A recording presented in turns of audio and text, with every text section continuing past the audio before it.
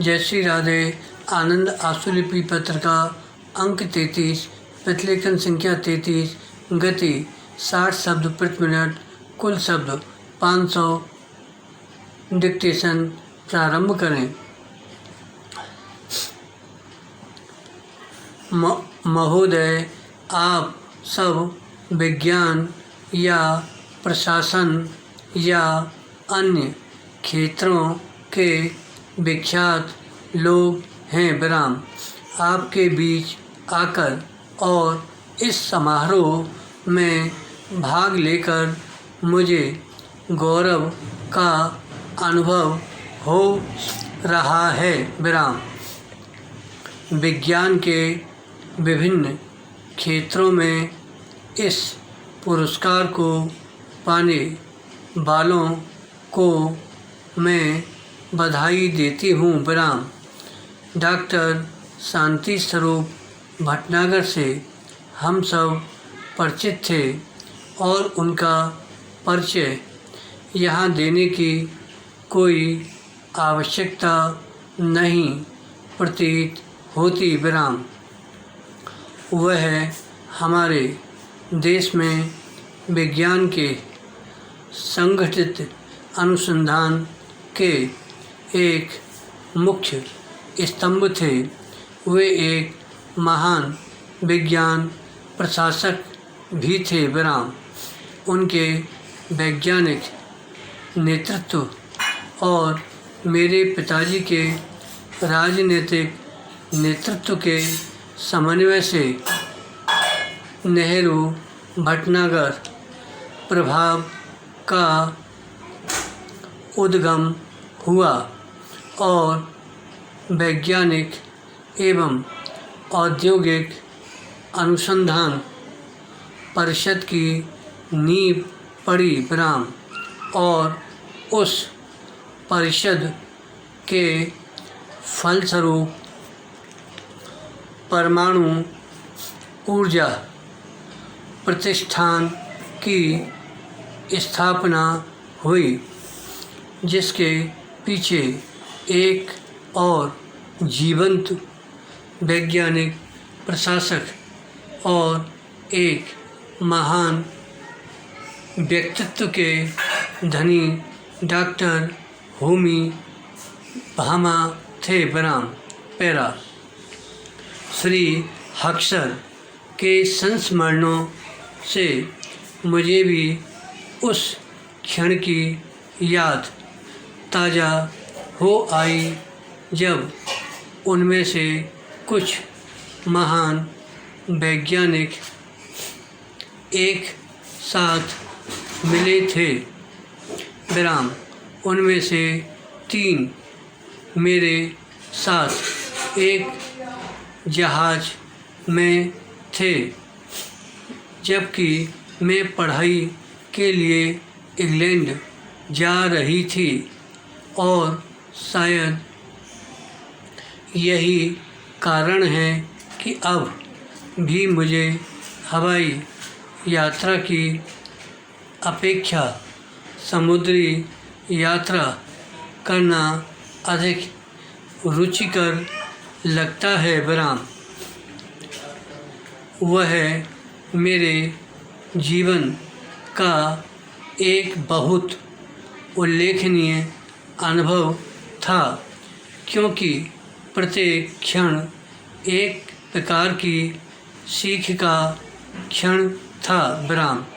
उनमें से प्रत्येक सरल रूप में यह समझाने का प्रयत्न कर रहा था कि उसका कार्य क्षेत्र क्या है, सागर के रहस्य क्या हैं और आकाश किन रहस्यों का कोशागार है।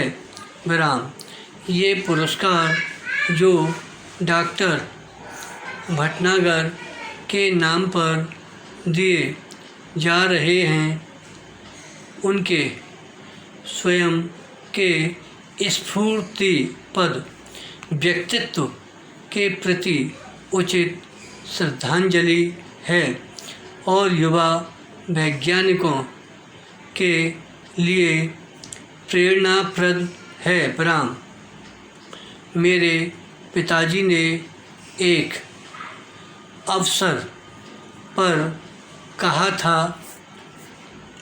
भूख और गरीबी, गंदगी और निरक्षरता, अंधविश्वास और आडंबरपूर्ण रीति रिवाजों तथा परंपराओं का निराकरण और एक ऐसे देश में जहाँ लोगों को भरपेट भोजन नहीं मिलता, चीज़ों को व्यर्थ नष्ट करने की समस्या का हल केवल विज्ञान द्वारा ही संभव हो सकता है। ब्राह्म, पैरा, निसंदेह यह बात उनके समय से पहले भी कही जा चुकी है और बाद में भी। ब्राह्म, मैं सोचती हूँ कि धीरे धीरे ही सही वैज्ञानिक मानसिकता देश में फैल रही है।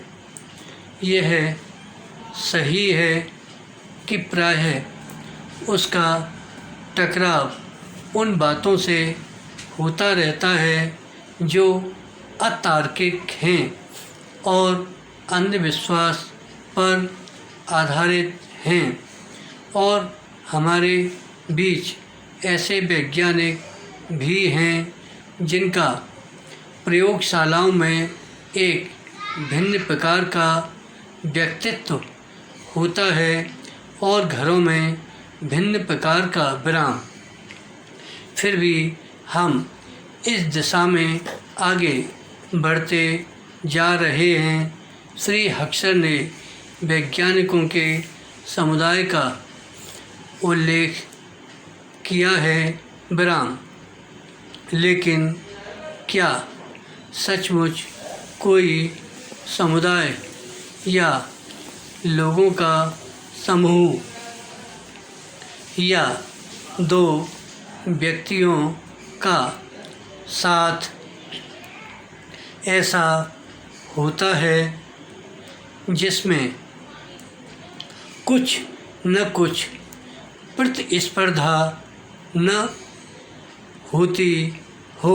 ब्राह्म, यह क्रम अनंत काल से चलता आ रहा है। ब्राह्म, हमें आशा थी कि ज्ञान की वृद्धि के साथ यह प्रतिस्पर्धा बदलकर गहरे भाईचारे का रूप ले लेगी। ब्राह्म, धन्यवाद।